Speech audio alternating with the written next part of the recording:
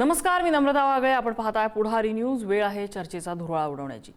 आजपासून बरोबर 27 वर्षांपूर्वी काँग्रेसमधून बाहेर पडलेले शरद पवार, पी ए संगमा आणि तारिक अनवर यांनी राष्ट्रवादी काँग्रेस पक्षाची स्थापना केली आणि त्यानंतर महाराष्ट्राच्या राजकारणामध्ये हा पक्ष सत्तेत बसला, विरोधात बसला.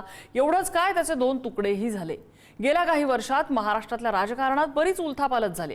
त्याचे परिणाम राष्ट्रवादी काँग्रेस पक्षही भोगतोय. शरद पवारांपासून फारकत घेतलेल्या अजित पवारांनी सत्तेत भाजपसोबत बसायचा निर्णय घेतला आणि नंतरचा इतिहास महाराष्ट्राने डोळ्यानं पाहिलाय. या दोन्ही गटांनी एकत्र यावं अशी मतदारांची मागणी पुढे येत होती. चर्चा त्या दिशेने पुढे येत होत्या. मात्र दुर्दैवानं 28 जानेवारीला दादांचं विमान अपघातात निधन झालं. पक्षावर मोठा आघात झाला. मात्र दादांच्या निधनापूर्वीपासून सुरू असलेल्या विलीनीकरणाच्या चर्चा त्यानंतर हवेत विरल्या. आज दोन्ही राष्ट्रवादी गट पाहिले तर त्यांच्या समोरची आव्हानं मोठी आहेत. अस्तित्वाची, अस्मितेची लढाई दोघांनाही लढायची आहे. राजकीय स्पेससाठी केलेलं राजकीय कॉम्प्रोमाइज आपली ओळख पुसणार नाही ना, याची काळजी घ्यायची आहे. सध्याची राजकीय स्थिती पाहता राष्ट्रवादी काँग्रेस पक्षाची दशा आणि भविष्यातली दिशा या दोन्हींचा वेध घेणं गरजेचं वाटलं आणि त्याचसाठी आजची ही चर्चा.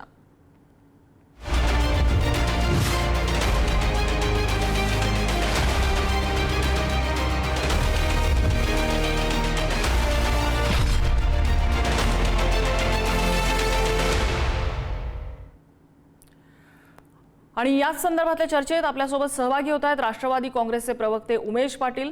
आपल्यासोबत राष्ट्रवादी काँग्रेस शरद पवार पक्षाचे मेहबूब शेख सुद्धा आहेत. आपल्यासोबत आमचे प्रिन्सिपल करस्पॉन्डंट जे राष्ट्रवादी काँग्रेस आणि इतर हा गट संपूर्ण त्याचं रिपोर्टिंग करत असतात ते संदीप राजगोळकर आपल्यासोबत आहेत. आणि आपल्यासोबत आहेत आमच्या मल्टीमीडिया संपादक मृणालिनी नानिवडेकर, ज्या सगळ्याच राजकीय घडामोडींवर लक्ष ठेवून असतात. सो राष्ट्रवादीमधला बर्ड्स आय व्ह्यू, त्यांचा अनालिसिस आपल्याला आज ऐकायचा आहे. मी सुरुवातीला दोन्ही राष्ट्रवादीच्या प्रतिनिधींना शुभेच्छा देते त्यांच्या वर्धापन दिनानिमित्त आणि विशेषतः उमेश पाटील यांना दादांची आठवण करून आज राष्ट्रवादी काँग्रेसला शुभेच्छा द्यायला हव्या. उमेश पाटील, आज राष्ट्रवादी काँग्रेस पक्षाची वाटचाल आणि दादांच्या नसण्यातला हा पहिला वर्धापन दिन आहे. राष्ट्रवादी काँग्रेस या सगळ्याकडे कसं बघतं? निश्चितपणे हा वर्धापन दिन जो आहे पहिल्यांदाच अजितदादांच्या अनुपस्थितीमध्ये होतोय. त्यामुळे या वर्धापन दिनाच्यावर निश्चितपणे थोडंसं भावनिक स्वरूपाचं, थोडंसं दुःखद असं सावट जरूर आहे. परंतु अजितदादांनीच दिलेल्या शिकवणीप्रमाणे कसल्याही अडचणीला न घाबरता परिस्थितीला सामोरा जायला शिकलं पाहिजे आणि त्या दृष्टिकोनातून दादांच्या कष्टातून या ठिकाणी हा मोठा झालेला जो पक्ष आहे, या पक्षाच्या पुढच्या वाटचालीकरता सुनेत्रावहिनी पवार यांच्या नेतृत्वामध्ये, पारदादा पवार यांच्या नेतृत्वामध्ये हा पक्ष वाटचाल करतोय. आणि निश्चितपणे हा 27वा वर्धापन दिन जो आहे तो अजितदादांच्या करता समर्पित असा हा त्या ठिकाणी वर्धापन दिन असणार आहे. आणि उद्या त्या ठिकाणी, आजच खरं तर ते वर्धापन दिन षण्मुखानंद या ठिकाणी साजरा होणार होता. परंतु एनडीएची बैठक नेमकी आजच्याच तारखेला असल्यामुळं त्या ठिकाणी उद्या तो कार्यक्रम आमच्या पक्षाच्या वतीनं षण्मुखानंद सभागृहामध्ये दुपारी 2 वाजता तो होणार आहे. आणि पक्षाच्या राष्ट्रीय अध्यक्षा, राज्याच्या उपमुख्यमंत्री सुनेत्रावहिनी पवार त्यांच्या मार्गदर्शनामध्ये निश्चितपणे भविष्यकाळाचा वेध घेण्याच्या दृष्टीने आणि पक्षाच्या पुढच्या वाटचालीच्या दृष्टीने कार्यकर्त्यांना अतिशय समर्पक असं मार्गदर्शन करतील. मी मेहबूब शेख यांच्याकडे जाते. त्यांनाही शुभेच्छा.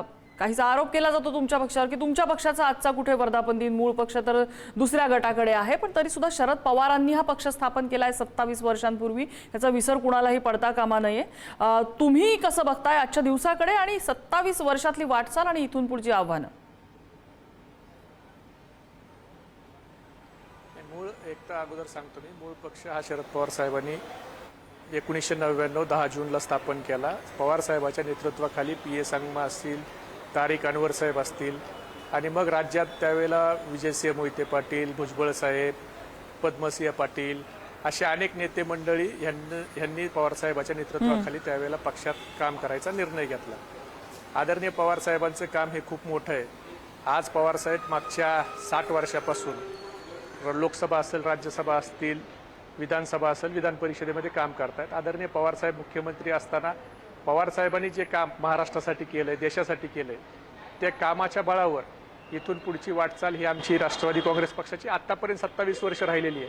पवार साहेबाच्या नावावर अनेक निवडणुका मग पवार साहेबांचं महिलाचं धोरण असेल, महिलांना 33% आरक्षण देण्याचा निर्णय असेल, वडिलाच्या संपत्तीमध्ये 50% वाटा द्यायचं काम असेल, मराठवाडा विद्यापीठाचा नामविस्तार करून महामानव डॉक्टर बाबासाहेब आंबेडकरांचं नाव द्यायचा विषय असेल, महिला बालकल्याण मंत्रालय स्थापन करायचा विषय असेल, शेतकऱ्याची ऐतिहासिक कर्जमाफी करायचा विषय असेल, औद्योगिक क्षेत्रात हिंजवडीचा ITF असेल, तळेगाव असेल, चाकण असेल, बुट्टीबोरी असेल, अशा MIDC असतील. एक मोठं काम आदरणीय पवार साहेबांनी या महाराष्ट्रामध्ये, या देशामध्ये केलेलं आहे. संरक्षण मंत्री असतानाचं काम असेल, हे सगळे काम आता तरुण पिढीमध्ये जाऊन हे पवार साहेबांनी सगळ्या समाजासाठी काय केलं, पवार साहेबांचं काम किती मोठं आहे हे सांगायचं. आणि मागच्या लोकसभेत आम्हाला यश मिळालं. दुर्दैवानं विधानसभेला आमचा पराभव जरी झाला असला तरी परत एकदा नवीन जोमानं 29 मध्ये आमचे 10चे 100 आमदार कसे होतील या दृष्टीनं संघटनात्मक पातळीवर परत एकदा प्रयत्न करायचा. आणि शेवटी आमच्या पक्षाकडे पवार साहेबांसारखा एक मोठा नुसता नेता नाही तर तो विचार आहे. त्या विचाराने केलेले कामं पवार साहेबांनी केलेले, मग ते सहकार क्षेत्रात असो, उद्योग क्षेत्रात असो, हे जनमानसापर्यंत आणि खास करून नवीन पिढीपर्यंत पोहोचवणं, हे काम येणाऱ्या 3 वर्षात पुढच्या हे आमच्या सगळ्या पक्षाचे कार्यकर्ते हे करणार आहेत. बरं, मी संदीप राजगोळकर यांच्याकडे येते. आमचे पुढारी न्यूजचे सिनियर रिपोर्टर आहेत ते आणि राष्ट्रवादी काँग्रेसचा बीट सांभाळतात ते. Sandeep, Rashtravadi Congress day to day तुम्ही त्यांच्यातल्या त्या पक्षातल्या घडामोडी पाहताय, त्यातल्या नेत्यांशी बोलताय, ऑन रेकॉर्ड आणि ऑफ द रेकॉर्ड सुद्धा बोलताय. या दोन्ही पक्षांसमोरची मुख्य आव्हानं काय वाटतात तुम्हाला?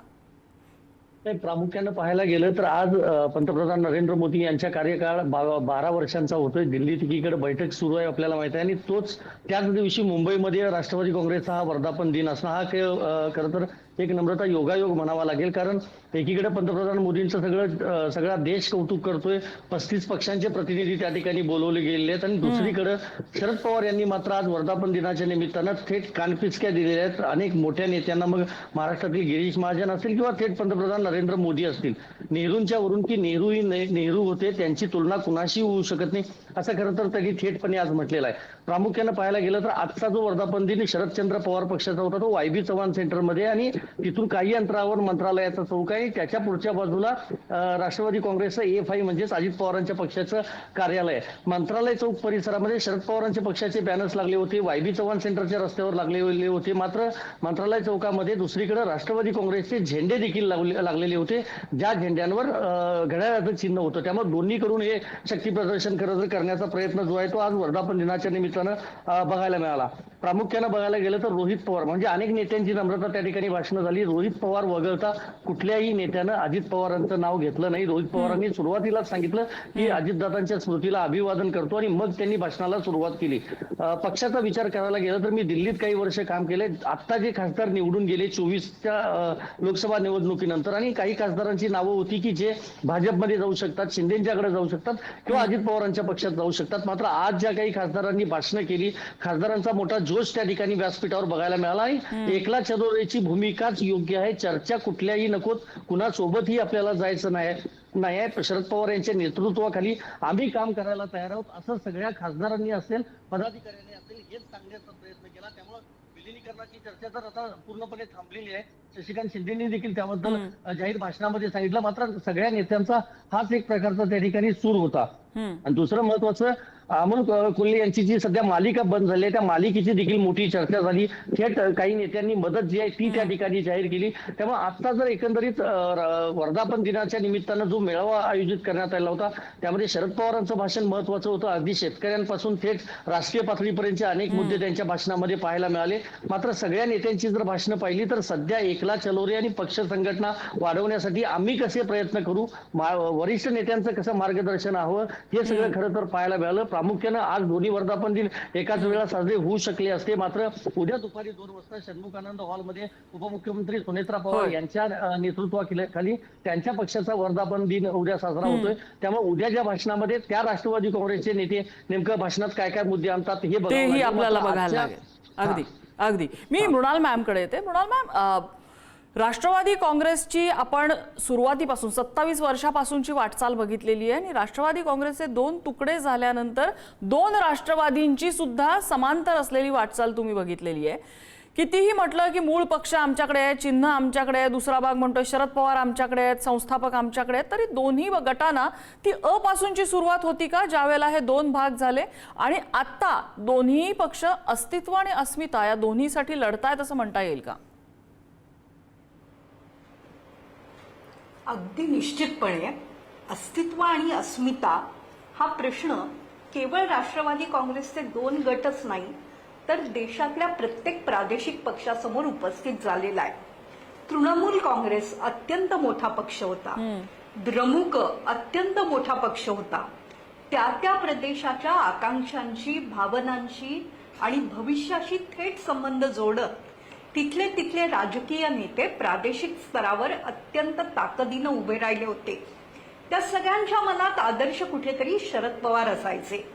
पण आता शरद पवार हे वयानुसार एका टप्प्यावर तर आलेच आहेत, पण त्याच वेळेला भारतीय जनता पक्षाची प्रचंड मोठी संघटनात्मक ताकद, कोणत्याही प्रकाराने स्वतःला ठासून सांगण्याची वृत्ती, यामुळे प्रादेशिक पक्षांपुढे एक मोठं आव्हान निर्माण झालंय. दुसरं आव्हान जे स्वतःच प्रादेशिक पक्षांनी निर्माण केलेलं आहे ते त्यांच्यातल्या घराणेशाहीचं आहे. सुप्रिया सुळे या अत्यंत उत्तम खासदार आहेत. राष्ट्रीय पातळीवर त्यांची जी काय संघटनात्मक कौशल्याची, वडिलांची जी जाणीव आहे आणि त्यांचा स्वतःचा व्यक्तिगत संपर्क, मुद्दे हातात घेण्याची हातोटी, हे खरोखर उत्तम आहे. वॉशिंग मशीन हा त्यांनी भाजपला दिलेला जो शब्द आहे तो देखील बऱ्याच प्रमाणात रूढ झालाय. पण या राष्ट्रवादी काँग्रेसमध्ये एकाच घरातले किती लोक खासदार आणि आमदार होतील? आणि ज्याप्रमाणे ममता बॅनर्जी यांच्या पुतण्याच्या नेतृत्वाला आव्हान देत पत्त्याच्या बंगल्याप्रमाणे कोसळला तृणमूल काँग्रेस, तसं तर राष्ट्रवादीचं होणार नाही ना, हे तपासून पाहायची गरज आहे. रोहित पवार अत्यंत उत्तमरित्या विरोधी पक्ष नेत्याची, जरी ते नसले तरी, भूमिका वठवत असतात. पण ते पवार घराण्यातले असल्यामुळे ही जर घराणेशाही आहे असं लोकांना वाटत नाहीये ना, हा एक मुद्दा आहे. नुकत्याच ज्या स्थानिक स्वराज्य संस्थांच्या निवडणुका झाल्या त्यात या दोन्ही गटांना अपयशच आलं. फारसं यश मिळालं नाही असंही म्हणणं उचित नाही, त्यांना काही फारसं मिळू शकलं नाही. अशा वेळेला एका अत्यंत मोठ्या महाकाय पक्षासमोर स्वतःचं अस्तित्व कसं उभं करायचं हा एक अतिशय महत्वाचा मुद्दा राहणार आहे. पण ज्याप्रमाणे संदीपनी सांगितलं की खासदारांच्या बोलण्यात जोश होता, तर या जोशाचं कारणही असं आहे की 3 टर्म करणाऱ्या कोणत्याही सत्तेबद्दल नागरिकांच्या मनात एक काहीशी अस्वस्थता येऊ शकते. अँटी इन्कम्बन्सी हा मोठा फॅक्टर असतो. नीटचे पेपर फुटणं, सीबीएसई अव्यवस्था असणं, यामुळे जनतेच्या मनात जो असंतोष निर्माण झालाय तो स्वतःच्या ताकदीत कन्व्हर्ट करायची शक्ती एनसीपीत आहे का याकडे लक्ष द्यावं लागेल. त्यासाठी पाळंमुळं घट्ट ठेवावी लागतील.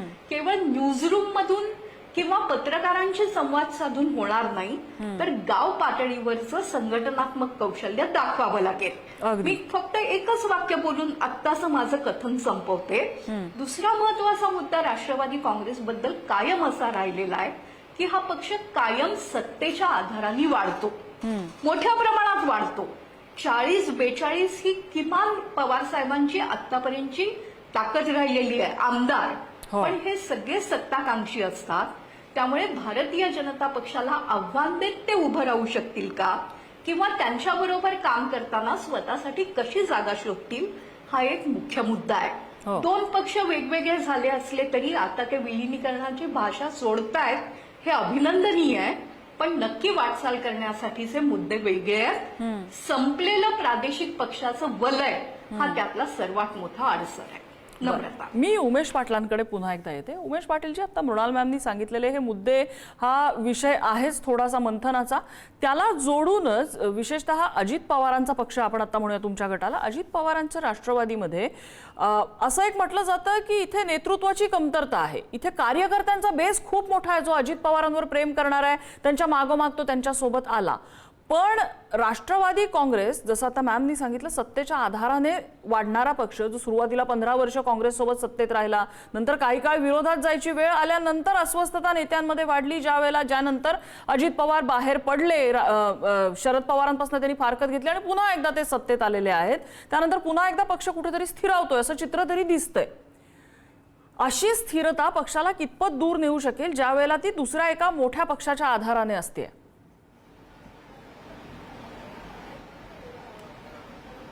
पहा, आघाडीचं राजकारण हे काही महाराष्ट्राला नवीन नाहीये. हो. आणि एकत्रितरित्या सुरुवातीला काँग्रेस आणि राष्ट्रवादी काँग्रेस पार्टी एकत्रित येऊन काम त्या ठिकाणी 15 वर्ष सत्तेमध्ये राहिले आणि जरी अंतर्गत काही कुरबुऱ्या झाल्या तरी सुद्धा 15 वर्ष काँग्रेस राष्ट्रवादी काँग्रेस पार्टीचं एक स्थिर सरकार या महाराष्ट्राने पाहिलं. त्याच्यानंतर देशामध्ये नरेंद्र मोदी साहेबांची लाट आली. 2014 साली ते देशाचे पंतप्रधान झाले आणि केंद्रीय पातळीवर भारतीय जनता पार्टीची ताकदीनं त्या ठिकाणी मोदी साहेब पंतप्रधान झाल्यानंतर राज्य आणि केंद्र ज्या वेळेला महत्वाचा मुद्दा विकासाच्या संदर्भाने येतो त्यावेळेला राज्यामध्ये आपली सत्ता आणि केंद्रामध्ये विरोधातली सत्ता असल्यानंतर त्या ठिकाणी प्रत्यक्षामध्ये केंद्र आणि राज्य याचं एकत्रितरित्या नाही चाललं तर राज्याच्या विकासावर त्याचा परिणाम होतो. ही बाब जी आहे ती जिथं विरोधातली राज्य सरकारमध्ये आहे तिथं कशा पद्धतीचा संघर्ष होतोय आपण पाहत असतो. आणि तशा परिस्थितीमध्ये आपल्या विचारधारेच्या सोबत कायम राहून विकासाच्या मुद्द्याला प्राधान्य देत सत्तेच्या बरोबर त्या ठिकाणी गेल्यानंतर आपल्याला प्रश्न मार्गी लावण्याच्या दृष्टिकोनातून सुसह्यता येते आणि ते आणखी विरोधात राहून फक्त आंदोलन करता येतात. इतर कुठलीही कामं आपण करू शकत नाही आणि त्या परिस्थितीमध्ये आपल्याला लोकांची कामं करायची आहेत आणि निश्चितपणे आपण म्हटलं ते गोष्ट खरी आहे की राष्ट्रवादी काँग्रेस पार्टी आणि त्याचे पदाधिकारी आणि आमचे सर्व पक्ष जो आहे अनेक वर्ष सत्तेमध्ये राहिल्यानंतर सत्तेच्या माध्यमातून लोकांच्या मध्ये जाऊन कामं करणं आणि समाजाची सेवा करणं याच्याकरताचं जे आमच्या सर्व पदाधिकाऱ्यांना कार्यकर्त्यांना जी सवय लागलेली आहे त्या अचानकपणे विरोधात बसल्यानंतर त्या ठिकाणी ज्या पद्धतीने शिवसेना आक्रमकरित्या विरोधामध्ये पूर्वी असायची त्या पद्धतीची आक्रमकता आमच्या कार्यकर्त्यांमध्ये कदाचित सवयीची नसावी. त्याच्यामुळे विरोधकांना निधी मिळत नाही की विरोधकांचं सरकार ऐकत नाही, विरोधी पक्षाचे आमदार असतील तर त्यांची कामं मुख्यमंत्री करून देत नाहीत. हे पहा, जर विरोधकांची कामं होत असती आणि विरोधामध्ये बसणाऱ्या आमदारांनाही मोठ्या प्रमाणावर निधी मिळत असता आणि विकास कामं त्यांच्या माध्यमातून होत असती तर सत्तेमध्ये येण्याच्या करता कुठल्याच राजकीय पक्षाने धडपड केली नसती. सत्तेमध्ये आल्यानंतर प्रशासकीय यंत्रणा आणि त्या संपूर्ण एकूणच अर्थसंकल्पावर सत्तेमध्ये असलेल्या पक्षाचं नियंत्रण असतं आणि त्याच्यामध्ये जे सत्तेमध्ये असतात त्यांना त्या ठिकाणी जास्त ऍक्सेस मिळत असतो आणि त्याच्याकरता तर आज जे विरोधात आहेत ते उद्या त्याला सत्तेमध्ये येण्यासाठीच धडपडत असतात ना. आणि त्याच्यामुळे तुम्ही जो महत्वाचा मुद्दा सुरुवातीला मांडला त्याच्याबद्दल मला बोललं पाहिजे की आपण असं म्हणालात की राष्ट्रवादी काँग्रेस पार्टी आणि अजितदादाच्या पक्षामध्ये नेतृत्वाच्या संदर्भामध्ये काही अडचणी वाटतायत का. तर या पक्षामध्ये आपण लक्षात घेतलं पाहिजे की अजितदादाच्या संदर्भामध्ये तुलना तर कुणाचीच होऊ शकत नाही. आज त्या ठिकाणी अजितदादा गेल्यानंतर सुनेत्रावहिनी पवार यांनी त्या ठिकाणी जबाबदारी घेतली. आपल्याला माहित आहे की देशाच्या पातळीवर सुरुवातीला इंदिरा गांधींचं हत्या झाल्यानंतर ग्रामपंचायतीचीही निवडणूक कधीही न लढवलेले, देशाबद्दल कुठलीही फारशी माहिती नसलेले अशा राजीव गांधी यांना थेट देशाचं पंतप्रधान केलं गेलं आणि देशाचे पंतप्रधान राजीव गांधी यांना आपण नंतर भारतरत्न दिलं. त्यांना ते देशासाठी हुतात्मा देखील झाले आणि त्यांचा कार्यकाळ हा देशामध्ये एक वेगळ्या प्रकारची क्रांती आणणारा आणि तंत्रज्ञानाचं युग जन्माला घालणारा म्हणून त्या ठिकाणी सुनेत्रा पवार, उमेश पाटील, तुम्ही माझ्या म्हणण्याचा तुम्ही कदाचित चुकीचा अर्थ घेतला. मी सुनेत्रा पवारांच्या क्षमतेवरती अजिबात प्रश्नचिन्ह उपस्थित नाही केलं. त्या सक्षम आहेतच आणि माझं तर असं म्हणणं आहे की त्यांना आणखीन थोडा वेळ दिला पाहिजे त्यांचं कॅलिबर समोर आणण्यासाठी. माझं असं म्हणणं आहे की तुमच्या बाजूला एक सीझन म्हणजे जर आपण राष्ट्रवादी शरद पवार पक्षात जर बघितलं तर तिथे शरद पवार आहेत, सुप्रिया सुळे आहेत, रोहित पवार आहेत, तिथे अन्य पक्षाचे ज्येष्ठ नेते आहेत, जयंत पाटील आहेत तिथे. तर अशा लोकांचं तिथे नेतृत्व आहे जे सीझन्ड नेतृत्व आहे, ज्यांनी नेते म्हणून काम केले. तुमच्या पक्षामध्ये ज्यावेळेला नेतृत्वाची वेळ येते त्यावेळेला सुनेत्रा पवारांचं नाव येतं, त्यावेळेला पार्थ पवारांचं नाव येतं, त्यावेळेला ज्यावेळेला जिथे प्रफुल्ल पटेल आणि तटकरेंचं नाव घेतलं जातं तर त्यांच्या नावाभोवती वाद आहे कारण त्यांच्या नावाभोवती साधं पद लिहिलं जात नाही जो निवडणूक आयोगाला पत्र जातं त्याच्यामध्ये. म्हटल्यावर त्यांना नेतृत्व मानणार आहे का तुमचा पक्ष? आता एकत्रित काही मुद्दे मिक्स झालेले आहेत. मला फक्त वेळ द्या, याच्या संदर्भात मी बोलतो. मगाचा मुद्दा माझा अर्धवट राहिला की सोनिया गांधी यांच्याकडे पण अशीच जबाबदारी आली अचानक, ज्या वेळेला राजीव गांधी यांची हत्या झाली. त्याच्यानंतर 2 टर्म देशामध्ये त्यांनी केंद्रामध्ये सरकार आणलं आणि त्या पक्षाचं त्यांनी सक्षमपणे नेतृत्व केलं. त्यामुळे तुम्ही हे मान्य केलं ही गोष्ट खरी आहे, परंतु तुम्ही चर्चा उपस्थित केली म्हणून सांगतो की यामध्ये राष्ट्रवादी काँग्रेस पार्टीच्या जुन्या पक्षात आणि आताच्या पक्षामध्ये निश्चितपणे सक्षम नेतृत्वाची फळी आहे. आणि हा पक्ष मोठा करण्यामध्ये पवार साहेबांच्या बरोबर सुरुवातीच्या काळामध्ये पदमसिंह पाटील असतील, त्याचबरोबर विजयसिंह मोहिते पाटील असतील, मधुकरराव पिचड साहेब असतील, दत्ता मेघे असतील, त्याच्यानंतरच्या काळामध्ये आर राव असतील, जयंत पाटील असतील, अजितदादांच्या सकट पुढचे सर्व नेते जे आहेत होते ना, अगदी होते. मला त्याच्याबद्दल आक्षेपच नाहीये. अजितदादा शरद पवारांपासून फारकत घेऊन बाजूला आल्यानंतर नम्रता माझं नेतृत्वाचं मी बोलतेय. मला मुद्दा पोचत नाहीये. बोला. मी सांगतोय ना तेच. आज रोजी मगाशी तुम्ही काय म्हटलात की राष्ट्रवादी काँग्रेस पार्टी तुतारीमध्ये जशी भक्कम नेतृत्वाची फळी दिसते आणि इकडे तुम्हाला नेतृत्वाची पोकळी वाटते, असं जे तुम्ही मान्य केली ना, त्याच्या संदर्भात मी बोलतोय की आमच्या या सगळ्या लिडरशिपने आज त्या ठिकाणी तुम्ही आत्ताच्या स्थानिक स्वराज्य संस्थांच्या निवडणुकांमध्ये मिळवलेलं जे यश आहे, त्या आमच्या मिळवलेल्या यशाच्या तुलनेमध्ये तुम्ही ज्या भक्कम नेतृत्वाचं तुतारीच्या सगळ्या उल्लेख केला, त्यांच्या लिडरशिपमध्ये आणि जे उत्तम विरोधी पक्षनेते म्हणून भूमिका बजावत असलेल्या रोहित पवारांच्या लिडरशिपमध्ये आज तुतारीची अवस्था काय झालेली आहे, स्वतःच्या पुणे जिल्ह्यामधली काय अवस्था आहे. आणि त्याच्यामुळं त्या ठिकाणी लिडरशिप जी आहे ती निवडणुकीच्या राजकारणामध्ये निकालातून जे परिणाम दिसतात त्याच्यावरून त्या निवडणुकीत त्या लिडरशिपचं मूल्यमापन त्या ठिकाणी होत असतं. आणि लोकशाहीमध्ये, राजकीय क्षेत्रामध्ये, लोकशाहीमध्ये निवडणुकांचे निकाल जे लागतात त्या निकालांच्या आधारच असा असतं की आपण महबूब शेख यांच्याकडे लोकांचं समर्थन. तुमचा महत्वाचा मुद्दा अतिशय तुम्ही मांडलाय उमेश पाटील, अतिशय महत्वाचा मुद्दा तुम्ही मांडलाय. निवडणुकांवरती जर पक्षांचं अशा प्रकारे प्रगती पुस्तक ठरत असेल तर महबूब शेख या प्रश्नाचं उत्तर द्यायलाच हवं की इतकं भक्कम नेतृत्व आहे पण तुमच्या पक्षाकडे केडरच उरलेलं नाहीये, कार्यकर्तेच उरलेले नाहीत, असा याचा अर्थ घ्यायचा का? कार्यकर्ते सत्तेला चिकटणाऱ्या मुंगळ्यांसारखे अजित पवारांच्या गटाकडे जातात असं समजायचं का? असं आहे की नम्रताजी, ज्या वेळेला सत्तेला चिकटलेले सगळे मुंगळे पवार साहेबाला सोडून गेले, सगळे आमदार सोडून गेले, त्यावेळेला लोकसभेला अजितदादाच्या पक्षाचा एक खासदार निवडून आला, सुनील तटकरे फक्त. मग त्यांच्या पक्षाचं काय अस्तित्व होतं त्यावेळेला सत्तेत असताना? त्यांनी जागाही कमी लढवलेल्या होत्या. तर विधानसभेला आणि लोकसभेला 15-20 जागा नव्हत्या लढवलेल्या. 4 जागा लढवल्या ना. 4 जागेत 4 जागेत त्यांना 4च दिल्या. म्हणजे त्यांची ताकद भारतीय जनता पार्टीला त्यावेळेला 4 जागेची वाटली. 4 जागेमध्ये त्यांची एकच जागा आली. आम्ही 10 जागा लढवल्या. 10 जागेमध्ये लोकसभेला आमच्या 8 जागा निवडून आल्या. मग त्यावेळेला त्यांचं नेतृत्व कमकुवत होतं का? त्यावेळेला त्यांच्या नेतृत्वाचं ते अपयश नाही. आणि आता जे भारतीय जनता पार्टीचा तुम्ही गवगवा करताय त्या भारतीय जनता पार्टीला 48 पैकी लोकसभेला ज्या नरेंद्र मोदीचं कौतुक होतंय, त्या नरेंद्र मोदींच्या नेतृत्वाखाली होणाऱ्या लोकसभेच्या इलेक्शनला 48 पैकी 31 जागेवर महाविकास आघाडी निवडून आली. 4 ठिकाणी ट्रँगल फाईट झाली. त्याच्यामध्ये पालघर असेल, इचलकरंजी असेल, बुलढाणा असेल आणि अकोला असेल.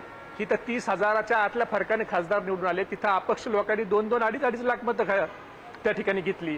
अमोल कीर्तीकर सारखा 43 मतांना उमेदवार पडला. म्हणजे 37 जागेवर भारतीय जनता पार्टीला नाकारलंच. पण त्यानंतरच्या विधानसभेमध्ये तुम्हाला फारच वाईट दिवस दाखवलेले आहेत जनतेनं. त्याचा अर्थ काय काढायचा? विधानसभेमध्ये आलं ना. विधानसभेमध्ये आता महाराष्ट्रातल्या जनतेला माहिती आहे, विधानसभेमध्ये पाण्यासारखा पैसा त्या ठिकाणी आला. प्रत्येक मतदारसंघात पूर आला, पैशाचा महापूर आला. तो पैसा लोकसभेत नव्हता का? तेच होतंय. तो पैसा लोकसभेत नव्हता का? आपण बघतो लोकसभेच्या नंतर निघाला ना पैसा. लोकसभेला त्यांना वाटलं आपण आता निवडून येऊ, आपली फार लोकप्रियता आहे. आणि लोकसभेला त्यांना कसं सोयीचं बोलून चालेल महबूब शेख? असं कसं सोयीचं बोलून चालेल? लोकसभेला त्यांनी बघितल्याच्या नंतर यश मिळालं की आमचं यश आणि अपयश मिळालं की त्यांनी असं केलं, असं कसं बोलून चालेल? मतदारसंघात असं आहे की प्रत्येक मतदारसंघात 20-20, 25-25 कोटी रुपये टाकले. हे फॅक्ट आहे. हे कुणी नाकारू शकत नाही. कुणीही मनावर हात ठेवून कुणी नाकारू शकत नाही सत्तेतली पार्टी की आम्ही लोकसभेला आणि विधानसभेला आणि कालच्या झालेल्या जिल्हा परिषद निवडणुकीपर्यंत, अगदी महानगरपालिकेच्या निवडणुकीपर्यंत काय काय पॅकेज दिले पक्षांनी. आमच्याकडे या उमेदवारी पाहिजे असेल तर आम्ही तुम्हाला आर्थिक रसद देऊ शकतो.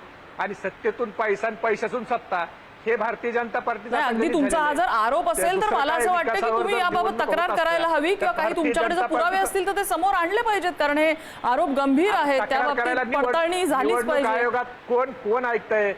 निवडणूक आयोग, नम्रताजी, निवडणूक आयोग हे घरगडी झालंय. आता तिथं रात्री खासदार जाऊन बसतायत, निवडणूक आयोगाच्या समोर झोपतायत. ते निवडणूक आयोग बघतोय का? चालू पक्ष काढून घेतले पवार साहेबाचा, उद्धव साहेबाचा निवडणूक आयोगाने. सुप्रीम कोर्टात आता जवळ 3 वर्ष झाले आम्हाला जाऊन. सुप्रीम कोर्ट साधी एक हिअरिंग घेत नाही. आणि काय कुणाकडनं अपेक्षा करायच्या सांगा तुम्ही मला. निवडणूक आयोग ऐकतंय? निवडणूक आयोगाकडे पुराव्यावर काही होतंय? निवडणूक आयोग हे विशिष्ट माणसाच्या सूचनेप्रमाणे चालतोय. SIR मध्ये साधे नावं 65, 90 लाख एका राज्यात कमी होत आहेत, त्या राज्यात एवढाले आक्रोश होत आहेत. बघतोय निवडणूक आयोग. ठीक आहे. आज माझ्याकडे वेळ कमी आहे, त्याच्यामुळे आपण तुम्ही आता तो जो मुद्दा काढलाय तो खूप खोलवरचा मुद्दा आहे, त्याच्यामुळे त्यावर खूप लांबवर बोलता येऊ शकतं आपल्याला. पण माझ्याकडे वेळ कमी आहे, मला शेवटच्या 2 कॉमेंट घ्यायच्यात. संदीप, अगदी थोडक्यात, आता इथून पुढे राष्ट्रवादीचा प्रवास किती वेगानं होऊ शकेल असं वाटतं पत्रकारांना? पण नाही, प्रामुख्यानं पाहायला गेलं नम्रता, एक तर आता आज वर्धापन दिन आहे. उपमुख्यमंत्री सुनेत्रा पवार यांच्या पक्षाचा देखील, मात्र त्यांची पोस्टर्स पाहिली तर इतर कुठल्याही नेत्यांचे फोटो जे आहेत ते त्या पोस्टर्सवर नाहीत. त्यामुळे तू म्हटल्याप्रमाणे नक्कीच दोन्ही पक्षामधल्या नेतृत्वाचा हा फरक आहे. त्या पोस्टरवर शरद पवार यांच्याच इतर नेते पाहायला मिळतात, मात्र या पोस्टरवर फक्त सुनेत्रा पवार आहेत, ना की तटकरे आहेत, ना की प्रफुल्ल पटेल आहेत, इतर कुणी नाहीत. आता उद्या षण्मुखानंदच्या हॉलमध्ये नेमकं काय होतं हे बघावं लागेल. दुसरं महत्वाचं, यश अपयश हे येतच राहतं, मात्र महायुती म्हणून दादांची राष्ट्रवादी काँग्रेसनं निवडणूक लढवलेली होती आणि आपल्याला माहिती आहे की सत्तेतला एखादा पक्ष असेल तर सगळी सिस्टीम त्यांच्या सोबत असते, सगळी सरकारी यंत्रणा जी आहे ती त्यांच्या सोबत असते. त्यामुळे कुठलीही गोष्ट सहजपणे शक्य होत असते. सत्तेतल्या पक्षाला, विरोधी पक्षाला ती लवकर सहजपणे शक्य होत नाही. त्यामुळे यश अपयश हे येत राहतं. मात्र आज वर्धापन दिन शरदचंद्र पवार पक्षाचा झालेला आहे. उद्या साजरा करतायत उपमुख्यमंत्री सुनेत्रा पवार यांचा पक्ष साजरा करतोय. उद्याच्या नेत्यांच्या भाषणांमध्ये नेमकं काय समोर येतं हे बघायला लागेल. मृणाल मॅम, शेवटची कॉमेंट, राष्ट्रवादी काँग्रेस पक्षाची भविष्यातली दिशा काय असू शकते किंवा काय असायला हवी थोडक्यात? दोन्ही पक्षांबाबत आपण थोडं बोलूया. शरद पवार यांच्या नेतृत्वातल्या राष्ट्रवादी काँग्रेस पक्षाला जनतेचे प्रश्न अधिक प्रकर्षाने घेणं आणि घराणेशाहीवर रोख आणणं. सातत्याने रोहित पवार उत्तम नेते होऊ शकतात ते, पण आत्ता सतत रोहित पवार समोर आलेले जयंत पाटलांना तरी आवडणार आहेत का, हा एक विचार. त्यामुळे घराणेशाहीचे मुद्दे बाजूला करून ठोसपणे जनतेला दिलासा देणारे कार्यक्रम घेणं हे त्या पक्षासमोरचं आव्हान राहील. अजितदादा यांच्या नेतृत्वातला जो राष्ट्रवादी काँग्रेस पक्ष आहे त्यांच्यासाठी सर्वाधिक महत्वाचं आहे की अजितदादांच्या अकाली निधनाने हळहळ वाटणारा मोठा वर्ग महाराष्ट्राच्या काही जिल्ह्यांमध्ये आहे. किंबहुना अजितदादा हयात असताना जे त्यांचे विरोधक होते ते देखील या मृत्यूने हेलावलेले आहेत. ती जी भावना आहे ती भावना प्रत्यक्ष मतदानात वळणं आणि त्यासाठी पार्थ पवार यांना त्यांच्या अन्य सहकारी नेत्यांना दुखावून चालणार नाही. दोन्ही पक्ष प्रादेशिक आहेत, दोन्ही पक्ष घराणेशाहीमुळे आज म्हणजे लिप्त झालेले आहेत. त्यातल्या वारसदारांना अन्य लोकांशी जुळवून घेत जनतेचे प्रश्न मांडण्याची जिद्द बाळगणं हे भविष्यासमोरचं आव्हान असेल. भारतीय जनता पक्ष आणि एकनाथ शिंदे यांच्या नेतृत्वातील शिवसेना दमदार वाटचाल करायचा प्रयत्न करत असताना या दोन्ही पक्षांना स्वतःची जागा शोधावी लागेल. प्रादेशिक पक्ष ही महाराष्ट्राची गरज आहे, त्यामुळे या दोन्ही पक्षांनी उत्तम वाटचाल करावी यासाठी शुभेच्छा. अगदी, आणि या शुभेच्छांसह आजच्या या चर्चेमध्ये वेळ झाली आहे इथेच थांबण्याची. सगळ्या मान्यवरांचे आभार, त्यांनी आजच्या चर्चेसाठी वेळ दिलेला आहे. आजचा धुळा इथेच थांबतोय.